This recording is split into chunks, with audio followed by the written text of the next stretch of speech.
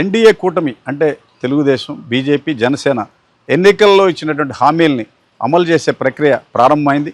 సుమారుగా ఈ ఎన్నికల్లో ఇచ్చిన హామీలు అన్నీ పూర్తి స్థాయిలో అమల్లో రావడానికి అక్టోబర్, నవంబర్ దాకా కొంత సమయం పట్టే అవకాశాలు ఉన్నాయి. ఇప్పటికే తెలుగుదేశం ప్రభుత్వం రాష్ట్రంలో ఏర్పడిన తర్వాత పెన్షన్లు పెంచి అది అమలు చేశారు.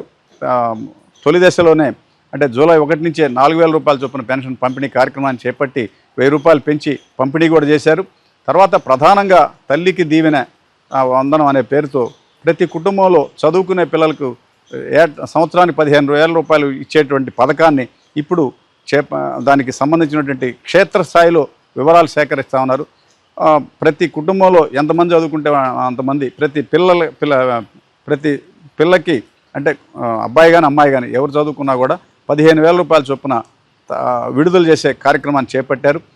దాని తర్వాత ఫీజు రీయింబర్స్మెంట్ అంటే జూలై, ఆగస్టు నెలలోనే అంటే ఇంజనీరింగ్ కాలేజీలో పూర్తి చేసినటువంటి వాళ్ళకి ఫీజు రీయింబర్స్మెంట్ పథకాన్ని స్టడీ అంటే దాని వివరాలు సేకరిస్తూ ఉన్నారు. అది కూడా ఇప్పుడు భవిష్యత్తులో అంటే జూలై నెలాఖరు, ఆగస్టు ఫస్ట్ వీక్లో దీనికి డబ్బులు జమ చేసే అవకాశాలు ఉన్నాయి. దీంతోపాటు మహిళలకు ఉచిత ప్రయాణ సౌకర్యం ఆర్టీసీ బస్సుల్లో దానికి కూడా పూర్తిగా దాన్ని అమలు చేయడానికి దానికి ఒక బహుశా ఆగస్టు 15 నుంచి అమలు చేయాలనేటువంటి ఒక ప్రణాళికతో క్షేత్రస్థాయిలో రవాణా శాఖ అధికారులు అంటే ఆర్టీసీ అధికారులు దానికి సంబంధించినటువంటి మంత్రి రాంప్రసాద్ రెడ్డి కూడా వివరాలు సేకరిస్తూ ఉన్నారు.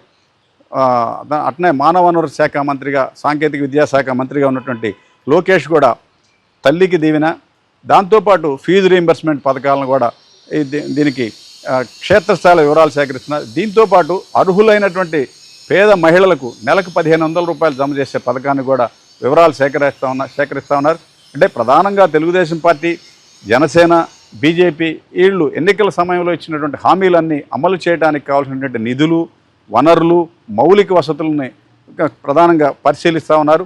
దీనికి ఇప్పటికే వైకాపా ప్రతిపక్షంగా ఇటువంటి ఏ పథకాలు ఇవ్వకుండా మోసం చేశారనేటువంటి ప్రచారంలో ఉన్నారు.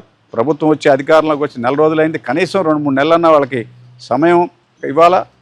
ఒకవైపు పూర్తిగా నిధులు లేక ప్రభుత్వం దగ్గర డబ్బులు లేవు. పూర్తిగా వైసీపీ అప్పులతో బడ్జెట్ని ప్రభుత్వాన్ని అప్పగించింది.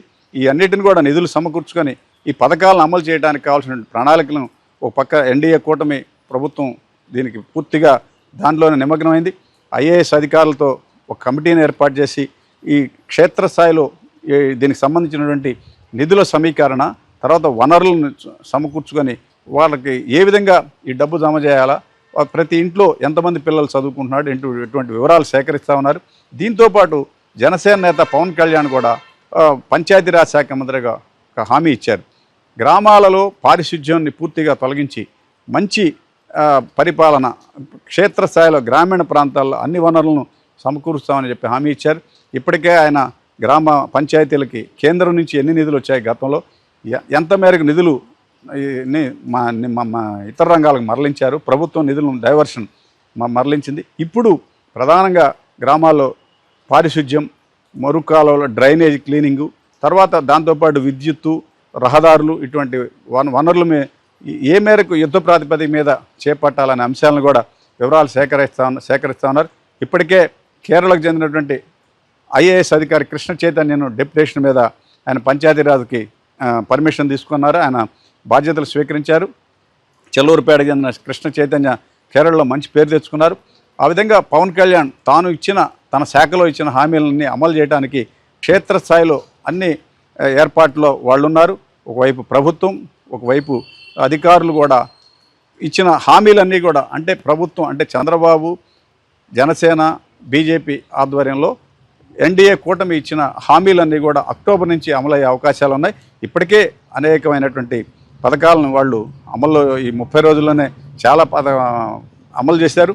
పెన్షన్ల పంపిణీ కానీ, తర్వాత విభజన సందర్భంగా తెలంగాణతో ఉన్న సమస్యలు పరిష్కరించడానికి కానీ క్షేత్రస్థాయిలో అనేకమైనటువంటి ప్రభుత్వ పరంగా బిల్లులు అంటే గతంలో సర్పంచులు, ఎంపీటీసీలు, కాంట్రాక్టర్లు చేసినటువంటి బిల్లులు చెల్లించడానికి ఏ మేరకు నిధులు కావాలా, ఎంత బకాయిలు ఉన్నాయని చెప్పని ఒకవైపు, తర్వాత రాజధాని అమరావతి నిర్మాణం, తర్వాత పోలవరం ప్రాజెక్టు, ఇలా అన్ని కార్యక్రమాలని వాళ్ళ ఎన్నికల్లో ఇచ్చిన హామీల మేరకు వాటన్నిటినీ దానికి ఎంత మేరకు నిధులు అవసరం అనే దాని అంచనాల్లో ఉన్నారు. దాంతోపాటు ప్రధానమైనటువంటి సూపర్ 6లో ఇచ్చినటువంటి కానీ మహిళా శక్తిలో ఇచ్చినటువంటి హామీలు, ఉచిత గ్యాస్ సిలిండర్లు పంపిణీ కానీ ఇటువంటి అన్నిటిని కూడా వాటి అమలుకు ఏ విధమైనటువంటి మెకానిజం, ఏ విధంగా దాన్ని అమలు చేయాలా, రాష్ట్రంలో ఉన్నటువంటి గ్యాస్ సిలిండర్లు ఇవన్నీ అవసరం, గ్యాస్ కనెక్షన్లు ఎన్ని ఉన్నాయి, ఇళ్లలో ఎంత మేరకు వాటిని ఉపయోగిస్తున్నారు, ఏ గ్రామాల్లో ఏ ప్రాంతాల్లో ఎన్ని సిలిండర్లు అవసరం, ఇటువంటి మౌలికంగా అంచనాల్లో ఉన్నారు. ఇవన్నీ కూడా అంటే బహుశా అక్టోబర్ నాటికే ఇవన్నీ అమలయ్యే అవకాశాలు ఉన్నాయి. సుమారుగా 2-3 నెలలు వీటన్నిటిని కూడా అమల్లో రావడానికి సమయం పట్టుద్ది. దీనిని ఇప్పటికే వాళ్ళు అమలు చేయలేదని నెల రోజుల్లోనే వైసీపీ నేతలు టార్గెట్ చేసి ప్రభుత్వం మీద విమర్శలు గుప్పిస్తూ ఉన్నారు. ప్రజలు వాటిని నమ్మే పరిస్థితి లేదు. ఏదైనా అక్టోబర్ నాటికి వీటిని అమలు చేయలేకపోతే ప్రభుత్వాన్ని కూడా ప్రజలు నమ్మే పరిస్థితి ఉండదు. అందువలన ఎన్నికల హామీకి అనుగుణంగానే వీటిని అమలు చేయాలనే ఉద్దేశంతో మంత్రులు, ముఖ్యమంత్రి, ఎన్డీఏ కూటమి నేతలు అడుగులు వేస్తూ ఉన్నారు. ఇవన్నీ కూడా సకాలంలో అమలు అయ్యే విధంగా ఏర్పాట్లు జరుగుతున్నాయి. దీనికి సంబంధించిన అంశాలు ఇలా ఉన్నాయి.